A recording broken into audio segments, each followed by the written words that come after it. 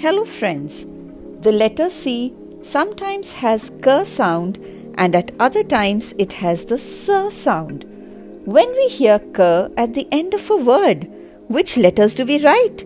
C, K, CK or some other combination?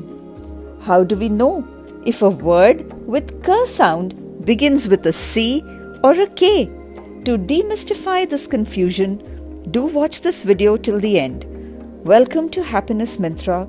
Like, share and subscribe to our channel to stay connected. So I've made a whole video basically based on the C and K sound rules, because first both C and K have the K sound, which is what is taught initially to the children.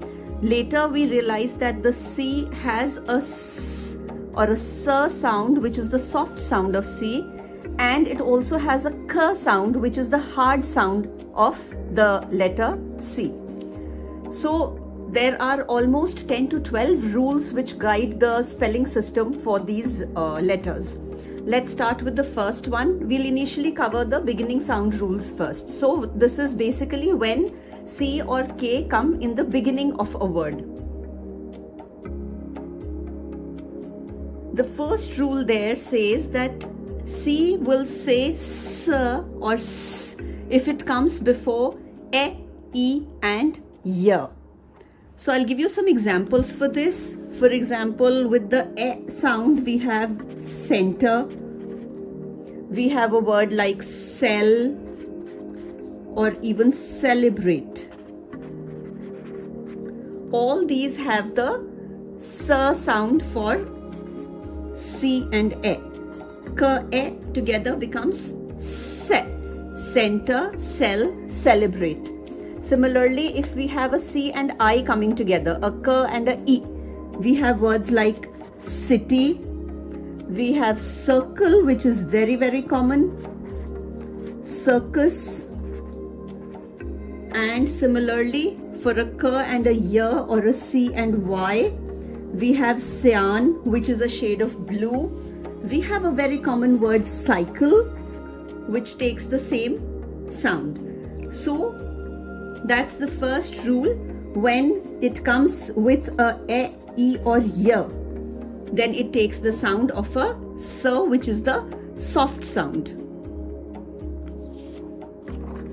Our next rule says that if C says K, it comes before A, O, L and R. So let's take some examples for these. We have words like cat for the A sound, cart or even camp. With the O we have cot, we have coal, copy. With A we have cut, we have culture, any such words. With L we have a word like cloud, clown. With R we have cry, we have crowd. So basically all this, in these cases, the K is taking the sound of a K, which is a hard sound. So it'll be cat, cot, cut, cloud, cry. Now for the third rule, if K sound is followed by a E or E sound, then the word begins with a K, not a C. For example, the word kite. So we have a I coming after it, so K, I will always be K and I, right? Then we have words like kiwi, which is the fruit, kill. With E, we would have things like keep, key, kept. For all such words, when we hear K with a E or a E after it, then we assume that it is going to begin with a K and not a key or C. So for rule 4, now all these rules so far have been a part of synthetic phonetics or something that where everything is based on the sound of letters. Now there are many cases in English where the sound does not work completely. So we have to use the analytical phonics principles in certain cases. This basically tells us that the more we see a word or the more we read a word, it leaves an impression in our brain. And then we can analyze the word that is written and judge which is the correct spelling for the word. Let me give you an example for this. So if we have a word like camp, we write it like this and then we write it with a K. So we'll write it first with C, because obviously more words in English vocabulary begin with a C, K, and then we'll write it with a K. And then once we look at it, we should be able to judge that this is the correct spelling. Similarly, we can have a word like karate.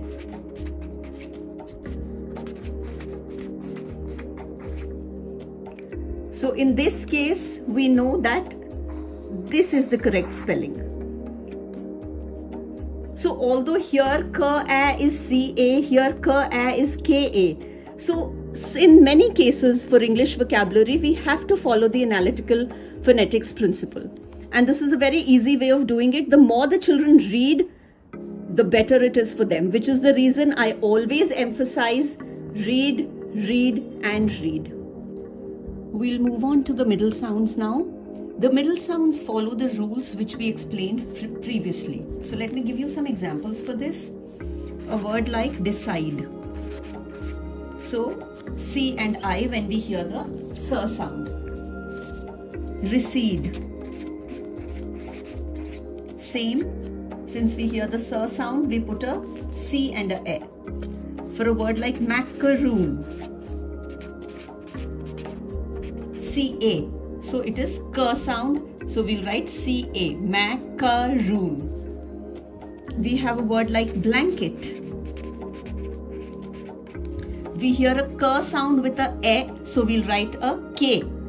So recede if we hear a S. Blanket. K if we hear a K. Although they are both after the E sound. Previous rules applying.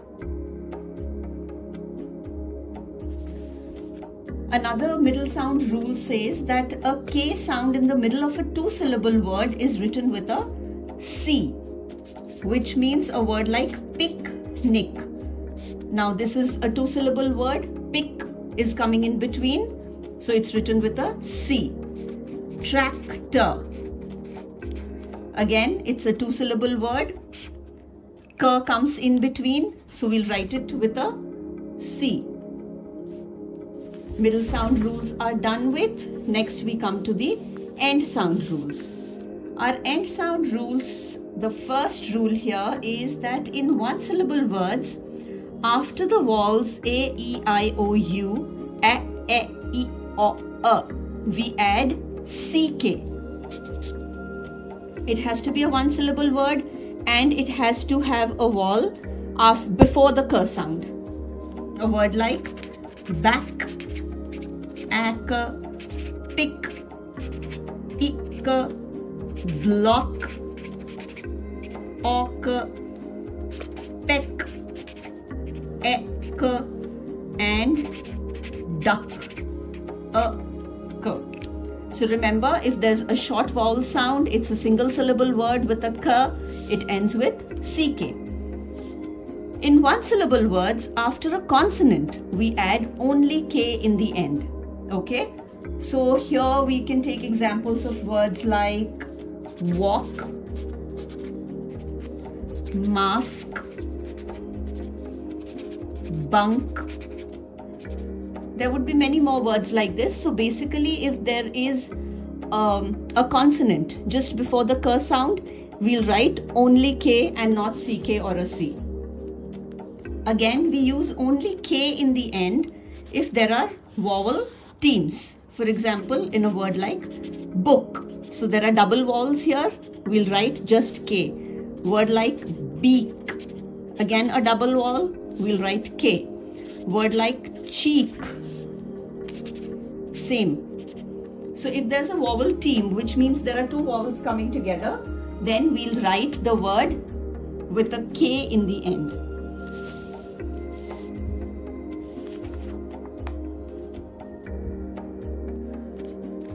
So we're almost reaching the end. Now, just like we had in the middle syllable, that if a word has 2 syllables, then the middle syllable takes a k sound. Similarly, if a word has 2 or more syllables, then the end syllable also takes a c if we hear the k.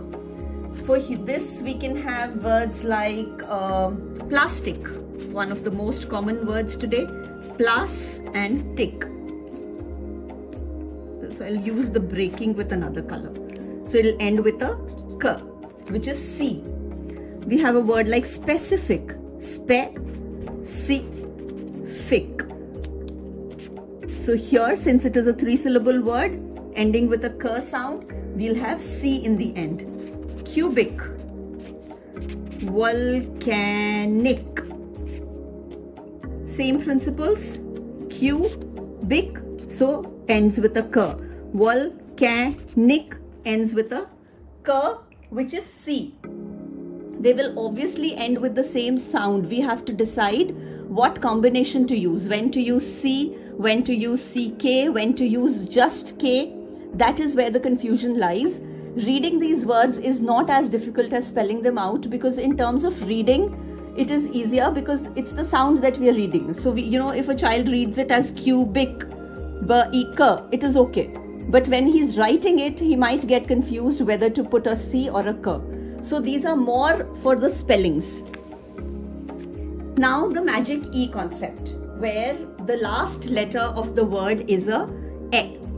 Now in that case, if we hear K in the end after a long vowel, then the word ends with a K-E. So basically a magic E has to be there.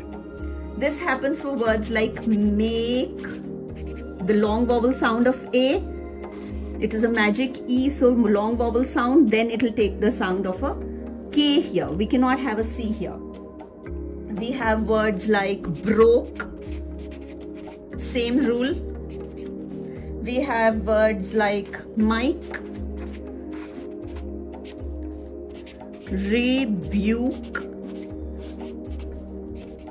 Okay, so in all these cases where it is a magic E word, it will end with KE.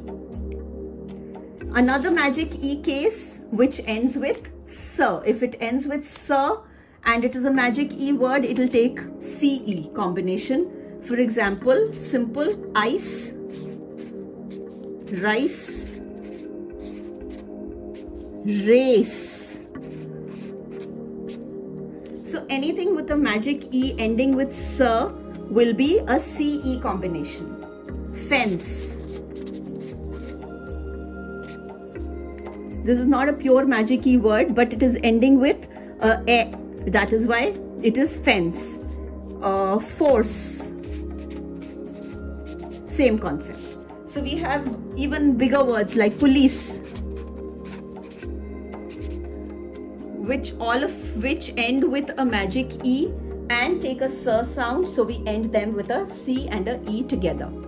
So remember that there are many of these rules, but the more we use them, we get familiar with them. Children will get familiar with them. So just make sure you explain the rules one by one to them and then give them practice of the words. Gradually start mixing the words so that they become more confident in it.